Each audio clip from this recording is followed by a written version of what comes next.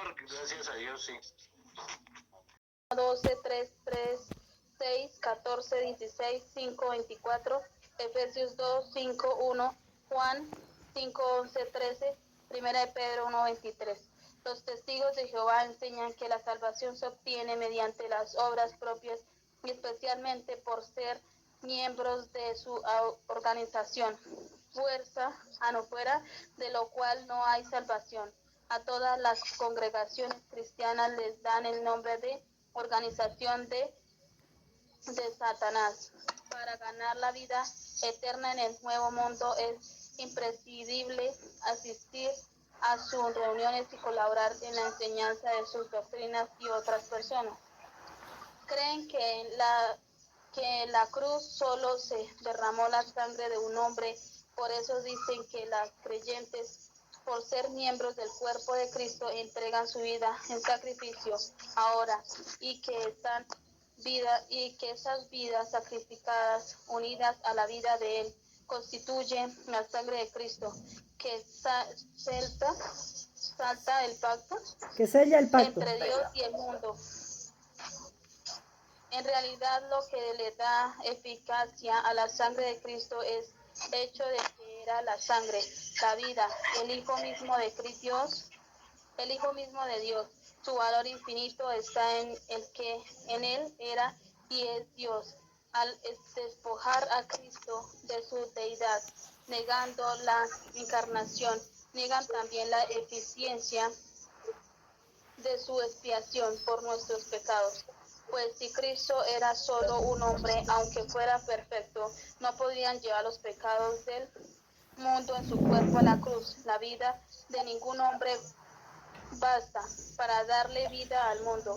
Solo Dios mismo pudo pagar el precio de nuestro rescate. Las buenas obras son importantes como el fruto de la salvación, pero no tienen parte alguna de obtener la salvación. Es todo por la gracia de Dios y la fe que Él nos imparte.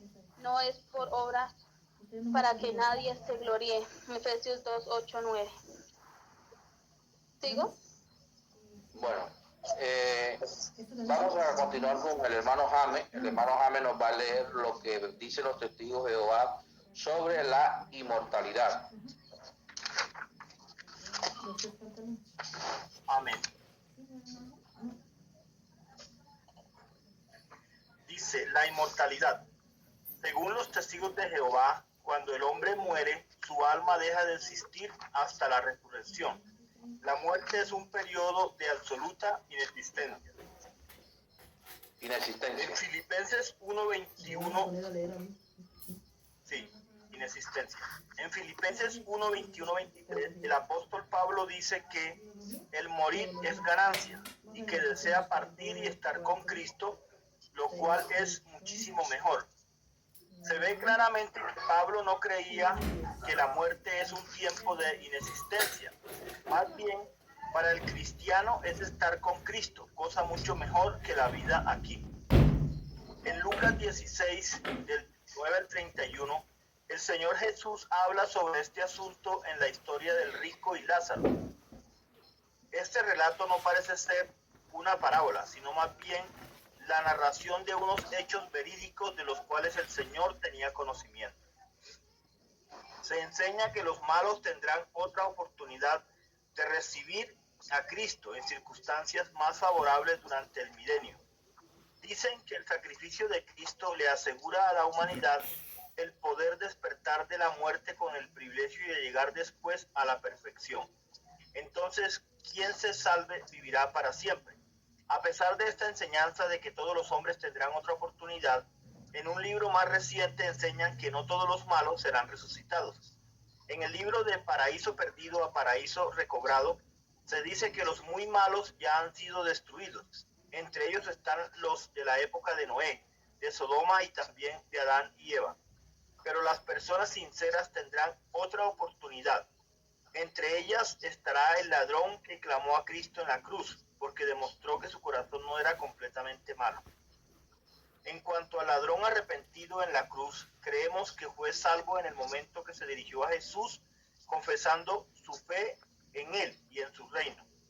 Jesús se lo aseguró al decir, de cierto te digo que hoy estarás conmigo en el paraíso. Véase Lucas 23 del 39 al 43.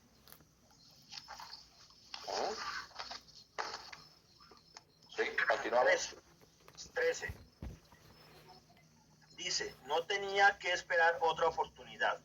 La versión bíblica hecha por Russell, traducción del Nuevo Mundo, inserta en lo dicho por Jesús una pausa después de la palabra hoy. Verdaderamente te digo hoy, estarás conmigo en el paraíso.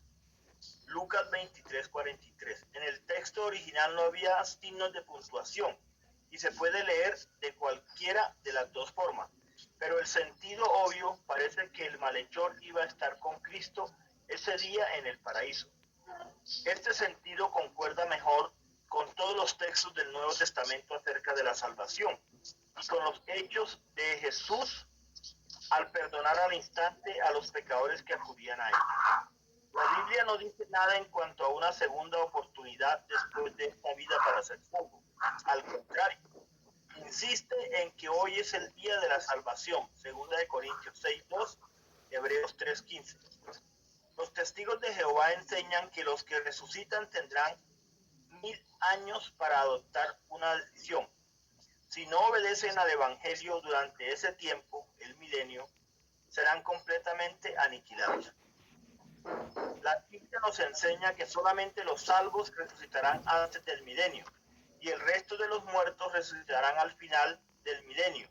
Serán llevados delante de Dios para ser juzgados y el que no se haya inscrito en el libro de la vida será echado al fuego eterno. Apocalipsis 20, 5, 6, 11, 15, Hebreos 9, 27. La enseñanza de que los malos serán aniquilados es atractiva al corazón humano, que quiere andar en sus propios caminos, sin tomar en cuenta a Dios. En Mateo 3, 12, 25 del 41 al 46, Jesús presenta el castigo de los malos como algo que será tan eterno como el gozo de los salvos. Apocalipsis 19, 20 y 20, 10 dice que después del milenio el diablo es echado al lago de fuego donde están la bestia y el falso profeta, que fueron echados allí al principio del milenio para ser atormentados por los siglos de los siglos. La resurrección de los 144,000. ¿Hasta ahí yo sigo? Siga. Termine leyendo ahí. Bueno, dice, la resurrección y los 144,000. Enseña a los testigos de Jehová que Dios ha determinado que habrá 144,000 personas rescatadas de la tierra para reinar con Cristo y que durante 1900 años Él ha estado formando ese pequeño rebaño. En 1918, Cristo vino a su templo, los testigos, y resucitó a todos los que pertenecían al pequeño rebaño. Así se cumplió 1 Tesalonicenses 4:16. Desde entonces... Entonces allí ahí continuamos. La hermana Ana Aragón.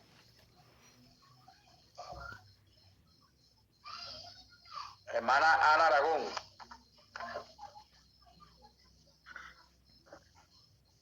Pastor, se me dificulta porque no tengo luz.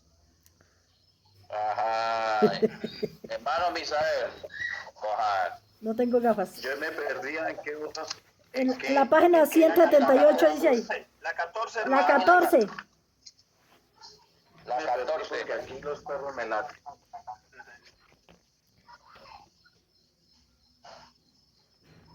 ¿Comienzo avisos en el camino? Sí, no, ¿cuál camino? La página 14, ¿Sí? la página 178 dice ¿cuál camino?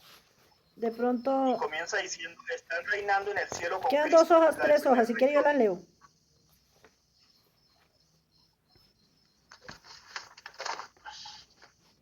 Reinando. Ajá, mi hermano. 164. No, 178. No, 178. 14, la página 14. Abajo tiene el número 14 por el pastor Dagoberto.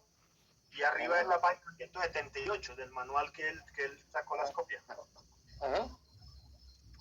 78, la página 14. Sí, señor. Abajo tiene el número 14. No lo tengo, sí. ¿Preguntas y actividades? No, señor. No. Ha perdido mi hermano Misael. Sí. Estoy Están perdido. volatados. Están volatados. Tienes que buscar el manual de los testigos de Jehová y estar haciendo seguimiento. Porque, o sea, la idea es que el que está leyendo, nosotros también vayamos en el manual haciendo seguimiento de lo que se está leyendo. ¿Listo? Entonces, ubíquese, Listo. usted se va a ubicar mientras la hermana Evetilde continúa con la lectura. Ubíquese, hermano Misael, por favor. A ver, Hermano Misael, en la parte de arriba, el título la dice página cuál del camino. apóstol Pablo Entonces, tiene un número. están reinando en el cielo con Cristo, pero el número no está completo porque hay varios miles, no entiendo la palabra ahí, todavía en la tierra que no han muerto. Estos al morir no duermen en la muerte, sino que resucitan inmediatamente a la vida en el cielo. Es notable que los testigos de Jehová mismos dicen que hasta el año 1927 no supieron que el pequeño rebaño había resucitado en 1918.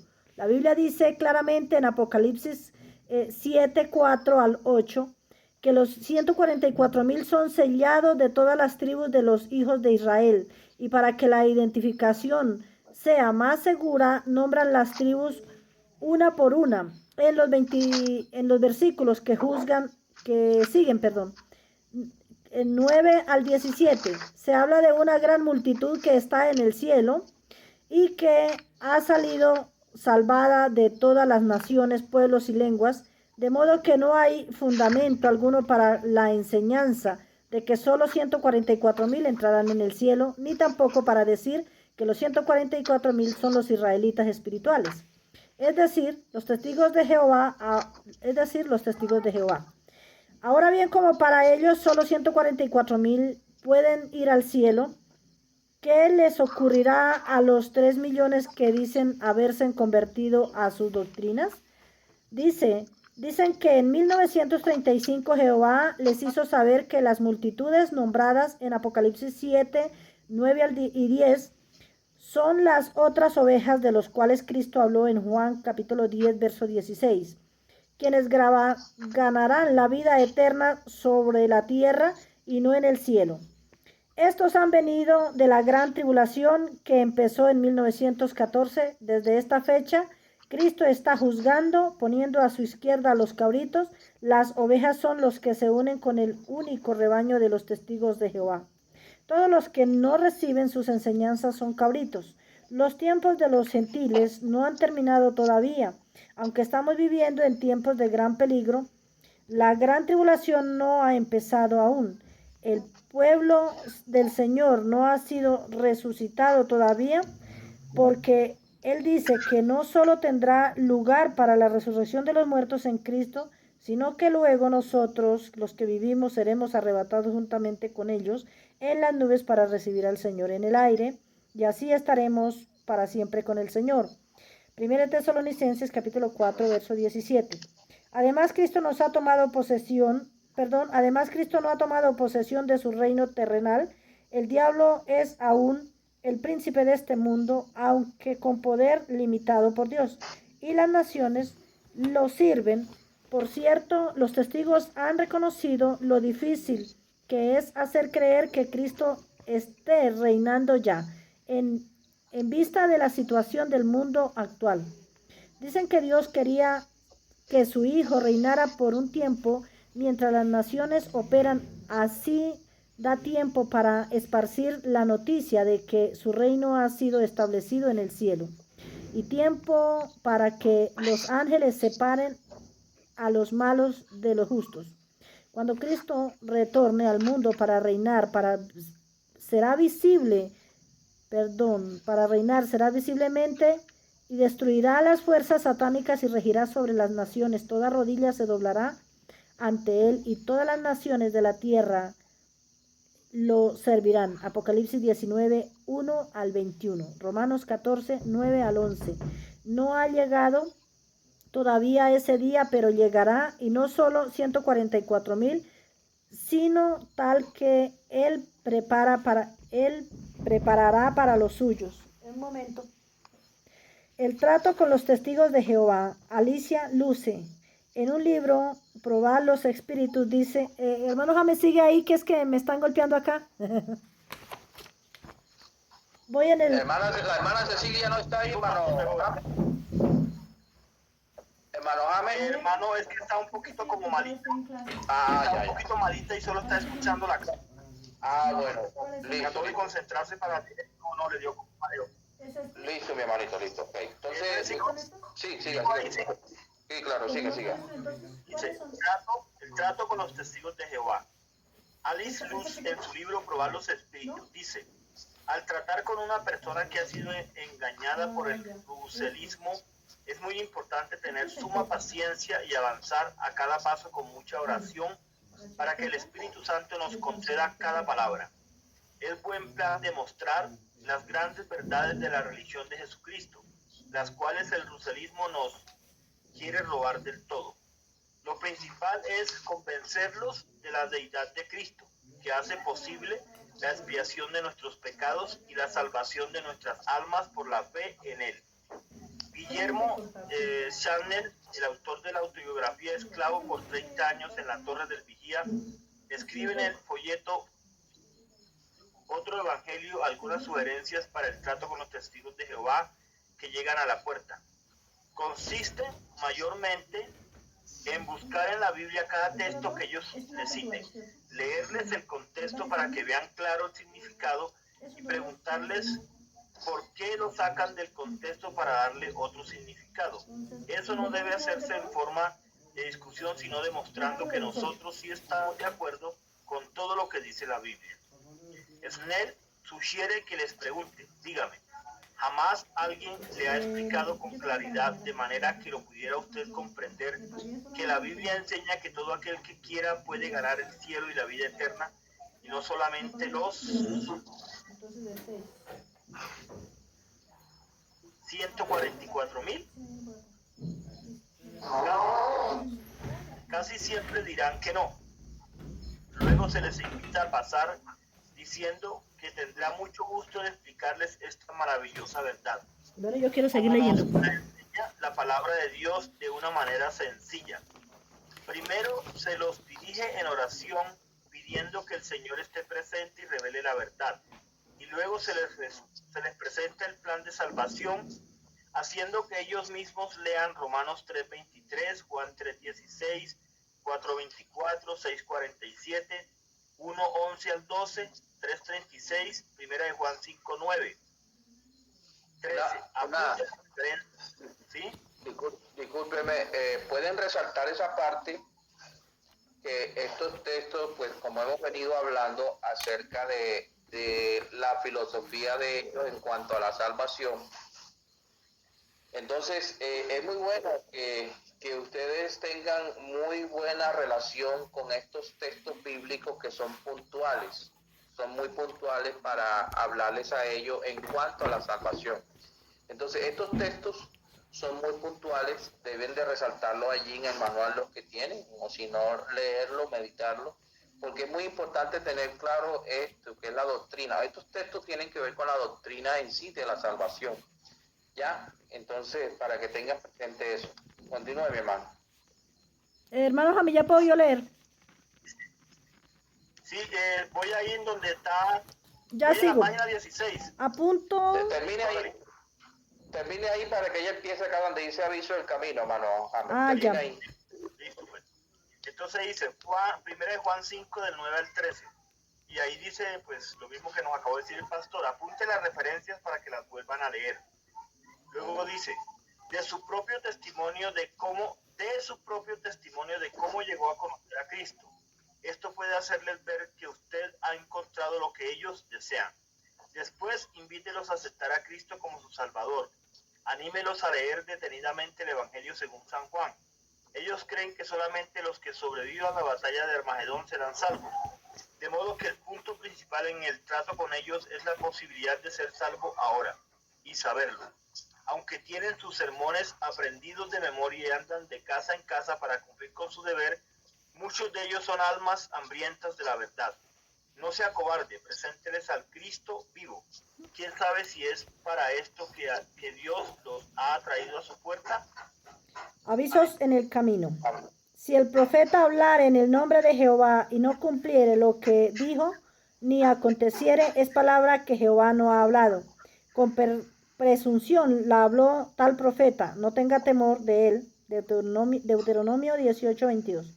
La profecía bíblica nos describe ciertos sucesos venideros, pero no fija fechas para su cumplimiento. Estamos como en un túnel. A lo lejos vemos la luz clara de las profecías respecto a la segunda venida del Señor, que es la salida del túnel. Dios no nos da suficiente luz para ser dogmáticos en cuanto a todos los detalles del camino. ¿Cuántos evangelistas han predicado que Mussolini era el anticristo y que Hitler lo era o Stalin? La enseñanza profética es interesante y útil para la iglesia, pero no caigamos en el error de los testigos de Jehová de fijar fechas o de insistir en nuestra propia interpretación de las profecías. Tal actitud, produce contiendas y divisiones. Si un predicador insiste mucho en el dinero, está en terreno resbaloso. Por supuesto, debe enseñar la responsabilidades, es que ahí falta un pedazo. Bueno, ahí se terminó el cuento. Esos testigos de Jehová, yo tenía que decir algo, pero ahora no me... que yo tengo, esos testigos de Jehová son difíciles de convencerlos. Vea que yo tengo aquí dos chinitos que tanto les he hablado. Sigue el cuento, que el cuento sigue en el 17. No, yo no tengo el 17.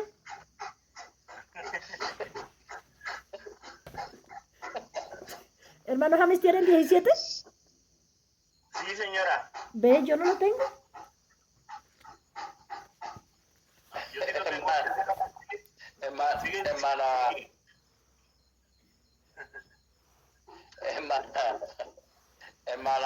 Jenny. Hermana Jenny. La 17, ¿cierto? Por supuesto, debe enseñar las responsabilidades del cristiano como mayordomo del Señor. Y es justo que los que predican el Evangelio vivan de él. Pero recontemos que los que quieren enriquecerse caen en tentación y lazo y en muchas codicias necias y dañosas que hunden a los hombres en destrucción y perdición, porque raíz de todos los males es el amor al dinero, el cual, codiciado algunos, se extravían de la fe y fueron traspasados de muchos dolores. 1 Timoteo 6, 9, 10. Russell, como trigo milagroso, no es el único que ha negociado con la religión. En nuestra época se han hablado de los frijoles milagrosos del Valle Milagroso, de pacto de bendición, con los que contribuyan cierta cantidad de dinero, y de oraciones especiales por los que ofrenden suma mayores. Andemos siempre en la luz en todo lo tocante al dinero para no causar reproche y escándalo a la hora del Señor. La rapidez con la cual los testigos de Jehová esparcen su doctrina nos presentan un reto. Todos trabajan, cada miembro en un ministerio responsable por la propagación de su religión. Va de casa en casa vendiendo libros y revistas y dándoles clases a los que compran sus materiales impresos. Que Dios nos ayude a ser tan consagrados en la propagación de la verdad, como lo son los testigos de Jehová en propagación de las enseñanzas falsas en sus profesas. Preguntas y actividades. Ok, bueno, listo. Entonces vamos a hacer un pequeño resumen de la historia de los testigos de Jehová para que seamos muy puntuales. ¿Listo? Entonces, bueno, la historia de los testigos de Jehová dice que este muchacho que era de 18 años, nació en una iglesia presbiteriana de sana doctrina, pero dice que por un tiempo se trasladó a una iglesia, a una congregación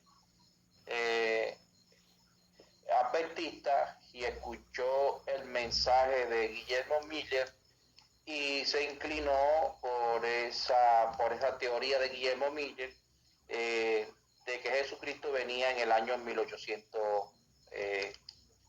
Entonces, dice que ellos continuaron con esa situación. Entonces, este muchacho comenzó creando un grupo de estudiantes voluntarios de la Biblia. Ese grupo fue conocido como la Torre del Vigía.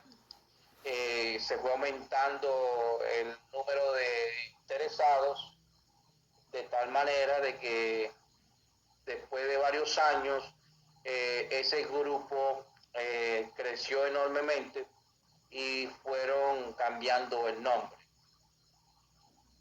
Entonces el segundo nombre que tuvieron ellos fue casi similar, Torre del Vigía, de Sociedad del Púlpito. Entonces ya estuvimos viendo la teoría que ellos tienen en cuanto al alma. Ellos dicen que el alma duerme, que el alma está inactiva. Eso es algo contradictorio a lo que dice la palabra de Dios, que cuando el cuerpo muere es el final de la vida terrenal, pero que el alma sigue activa en el más allá. Es lo que dice la palabra de Dios. También sabemos de lo que leyó la hermana Jenny ahora último, de que estuvo envuelto en una situación de estafa, tuvo que enfrentar juicio por coger la religión para lucramiento, vendiendo trigo milagroso, frijoles milagrosos, medicina milagrosa para curar cáncer, no sé qué, bueno, todo ese tipo de... Ellos son antipatrióticos, Ellos no votan. no ejercen derecho al voto, ellos no hacen juramento a la bandera, ellos no pagan impuestos, no creen en la transfusión de sangre. Ellos dicen que la transfusión de sangre es como transmitirle la vida a la persona o el alma, más que todo en esa parte. Según la teoría de los testigos de Jehová, que la salvación de la persona se define en el juicio y no por fe, como dice la palabra. Eso también es una filosofía bastante negativa de los testigos de Jehová. Entonces, más o menos teniendo un resumen de esa doctrina, en el mismo manual encontramos esa parte. Entonces, vamos a hacer lo que se llama una pequeña evaluación de 6 preguntas.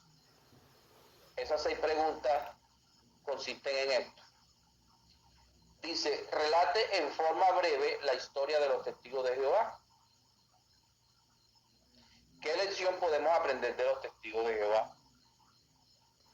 O sea, es una pregunta personal. ¿Qué lección podemos aprender de los testigos de Jehová?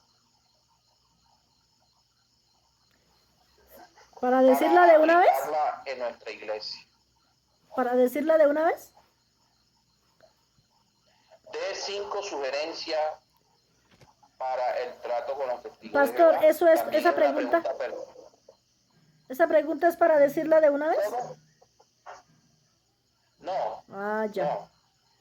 Esas son preguntas personales y usted la va a responder. Ok. Escriba una composición sobre los testigos de Jehová en su doctrina. y la obra que hacen en su zona. Ya. Ellos están por todas partes, ahora por el tema de la pandemia, pero ellos todos los sábados están regados por todas partes. Entonces, más o menos, usted en su contexto puede sacar una... Y 6, usted con su compañero puede hacer una dramatización acerca de los testigos de Jehová que llegan a la casa a evangelizarlo. Entonces puede ser que usted haga las veces de testigo y la otra persona pueda que haga las veces de evangélico. ¿Ya? Entonces es algo muy importante. Bueno, yo personalmente les voy a dar mi concepto que admiro yo de los testigos de Jehová. Que la pasan de casa en casa, que nosotros deberíamos hacerlo. Yo personalmente admiro mucho los testigos de Jehová, es la disciplina que ellos tienen. ¿Ya? Eso le hace falta mucho a nosotros como cristianos evangélicos, nos falta mucho la disciplina, sobre todo la puntualidad. Eso es algo que yo siempre lo admiro en ellos. O sea, usted nunca se va a poder desquitar a un testigo de Jehová diciéndole, ahora mismo no puedo, pero ¿a qué hora puede? Como usted le diga a un testigo de Jehová a la hora y ellos lo agenden, ellos llegan a la hora puntual que le dice. Así que no es una estrategia buena de decirle para desquitárselo a tal hora. No, porque como ellos, usted le diga, yo no puedo, pero ¿a qué hora puede? Usted le dice a la hora que puede, a esa hora están ellos ahí, puntual. Entonces, esa es una de las cosas que yo admiro de ellos.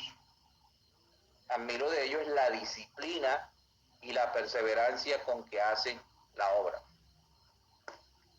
A veces nosotros los cristianos evangélicos nos falta disciplina, a veces no somos muy puntuales.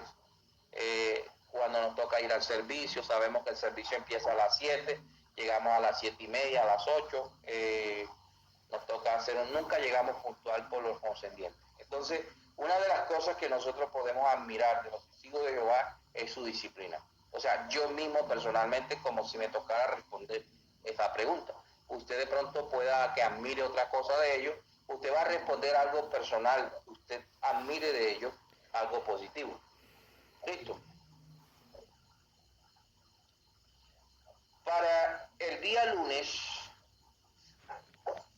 vamos a ver un tema que se llama confesión positiva. Con ese último tema que vamos a terminar el lunes, cerramos el ciclo de apologética.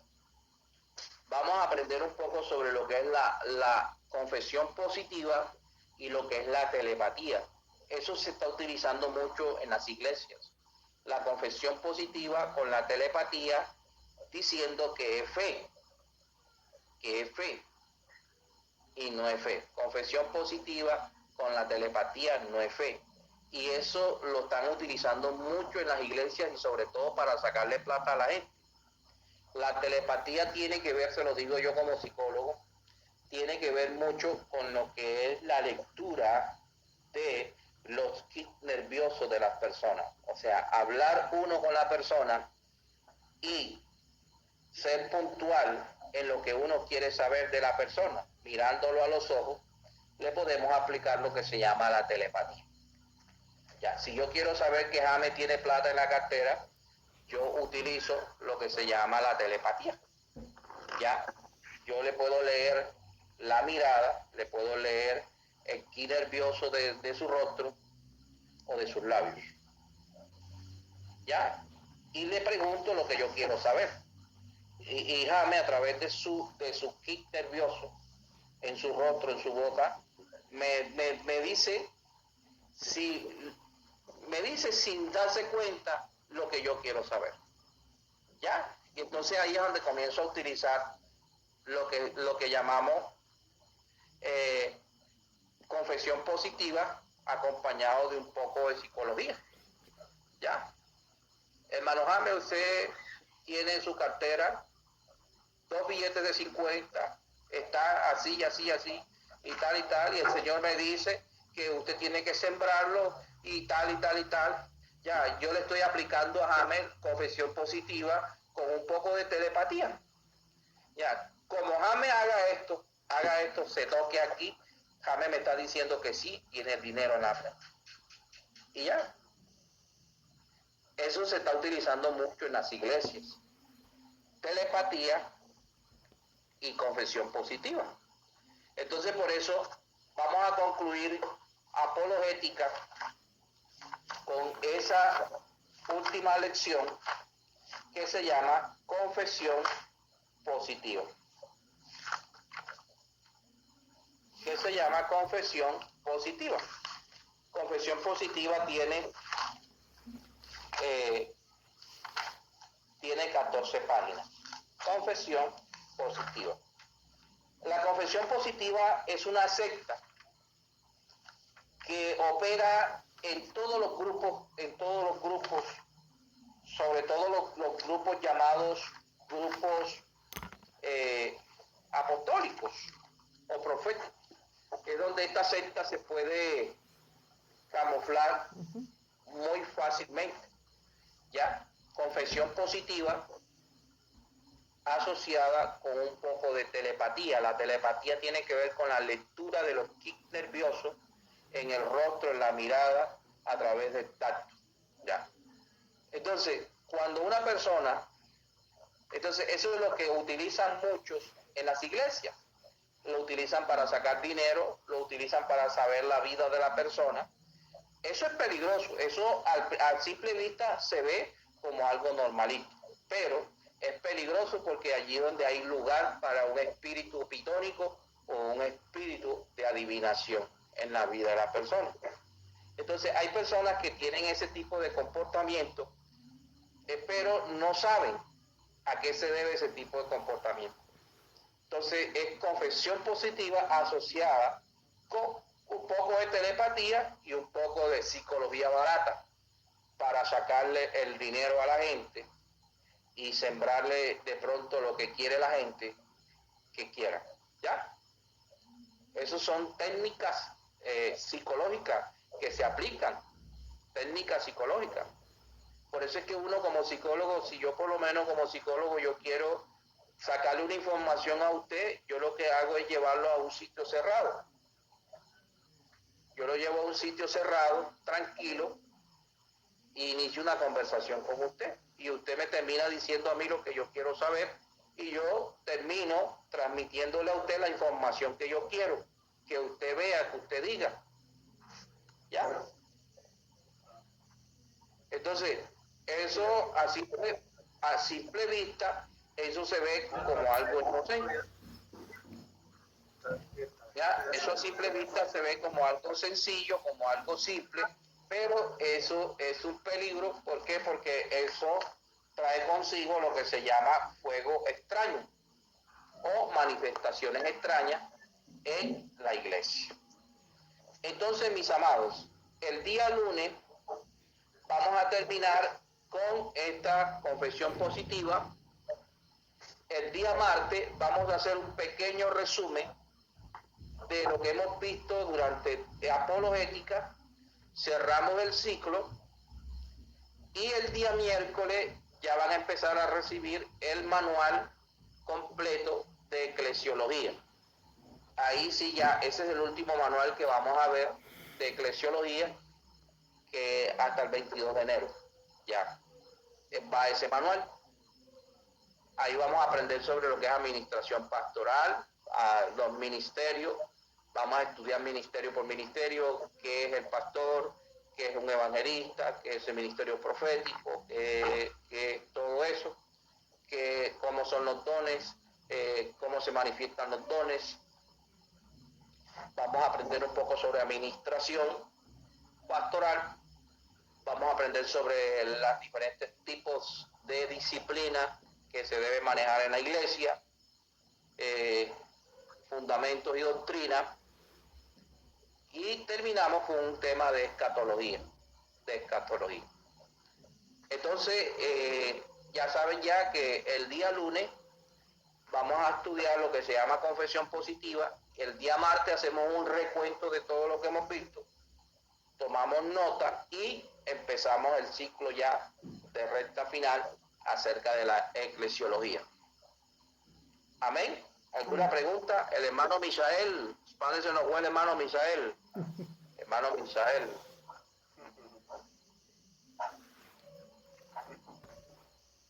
Hermano Misael. Se fue a dormir. No sé, el hermano Misael se fue como que tenía las hojas embolatadas, hombre.